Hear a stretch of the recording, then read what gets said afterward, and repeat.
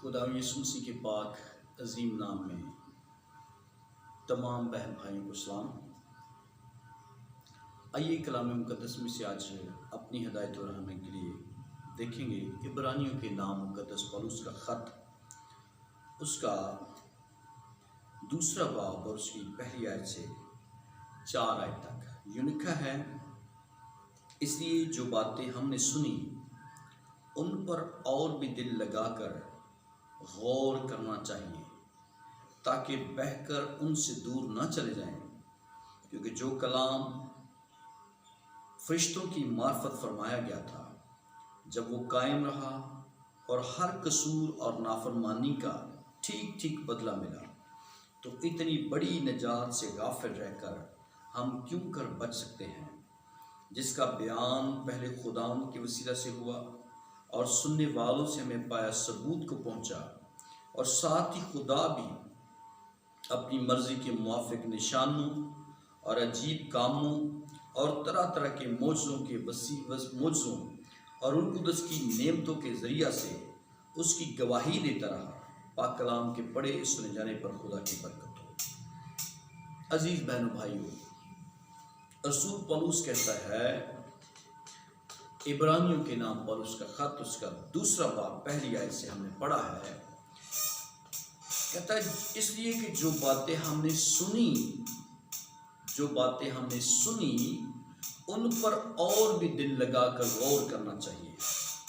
जो बातें हम सुनते हैं उन पर जब और दिल लगाकर गौर नहीं करते, इसका मतलब है और दिल लगाने का कि तन्हाई में भी जब कलाम को एक दफ़ा सुनते हैं, लाइव सुनते हैं या वीडियो के ज़रिए से सुनते हैं या किसी और सोर्स से सुनते हैं, तो इस कलाम को जो है दिल लगा कर गौर करने की ज़रूरत है। और जो शख्स दिल नहीं लगाता, जो दिल खुदा के कलाम पर नहीं लगता, वो सदा खुदा से बरकत भी नहीं पाता। हमेशा बरकत वो लोग पाते हैं, खुदा की बादशाही के लिए उठाए वो लोग जाते हैं जो दिल लगाकर कलाम की बात को सुनते हैं। रसूल कहता है, इसी जो बातें हमने सुनी उन पर और भी दिल लगाकर गौर करना चाहिए ताकि बहकर उनसे दूर ना चले जाएं। बारहा दुनिया की चीज़ें हमें बहकाती हैं, दुनिया की चीज़ें हमें खुदा से दूर ले जाती हैं और कलाम से दूर ले जाती हैं। लेकिन जब और दिल लगाकर गौर करते हैं दिल लगाकर खुदा के कलाम पर, तो कलाम जो है हमें लड़ना सिखाता है इब्लीस की कूतों से। जब इफसियों का ख़त पढ़ें तो लिखा गया है कि रूह की तलवार जो खुदा का कलाम है इसे ले लो। मुकाबला करने के लिए कलाम का हमारे दिल के अंदर होना ज़रूरी है। हालेलुया। तो कहता है क्योंकि जो कलाम फरिश्तों की मार्फत फरमाया गया था, एक वक्त था कि खुदा फरिश्तों की मार्फत कलाम करता था, अपने नबियों की मार्फत खुदा कलाम करता था। तो कहता है जो कलाम फरिश्तों की मार्फत फरमाया गया था जब वो कायम रहा और हर कसूर और नाफरमानी का ठीक ठीक बदला मिला।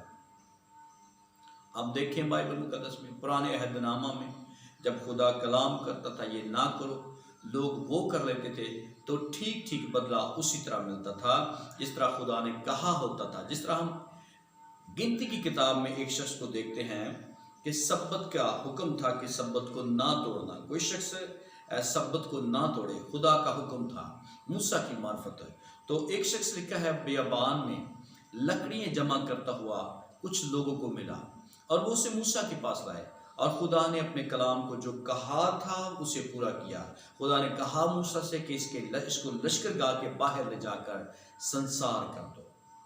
तो इसलिए जो कलाम फरिश्तों की मार्फत फरमाया गया था जब वो कायम रहा और हर कसूर का नाफरमानी का ठीक ठीक बदला मिला, तो इतनी बड़ी निजात से गाफिल रहकर कोई क्यों कर बच सकता है। अजीज़ बहन भाइयों, जब नाफरमानियों का पुराने अहदनामा में उस ज़माना में खुदा बदला देता था, तो इस ज़माना में भी अगर हम निजात यानी यीशु से गाफिल रहते हैं तो इसका भी बदला यानी इसकी भी सज़ा हमें मिलेगी। तो रसूल कहता है, तो इतनी बड़ी निजात से गाफिल रहकर कोई क्यों कर बच सकता है। کوئی کیوں کر بچ سکتا ہے؟ اس کا مطلب ہے کہ نجات بہت بڑی نجات ہے، نجات بہت بڑی نجات ہے۔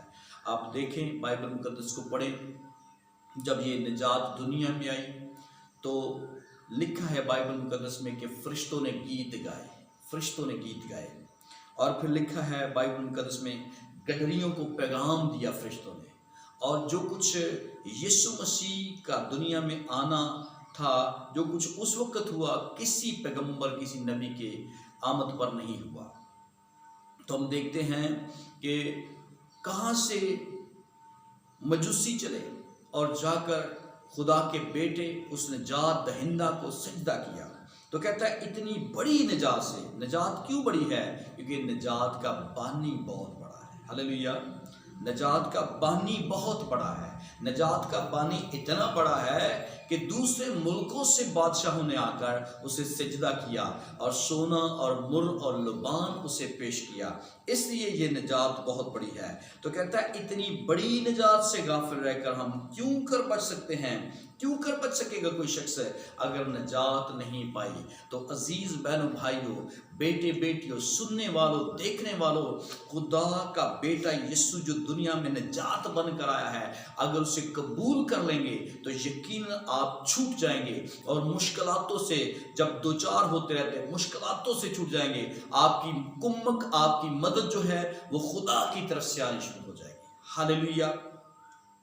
تو اسے کہتا ہے جس کا بیان پہلے خداوند کے وسیلہ سے ہوا، اس نجات کا بیان خدا پہلے کرتا رہا، جس کا بیان پہلے خداوند کے وسیلہ سے ہوا اور سننے والوں سے ہمیں پایا ثبوت کو پہنچا، اور ساتھ ہی خدا بھی اپنی مرضی کے موافق نشانوں اور عجیب کاموں اور طرح طرح کے معجزوں اور روح القدس کے وسیلہ سے، روح القدس کی نعمتوں کے ذریعہ سے اس کی گواہی دیتا رہا۔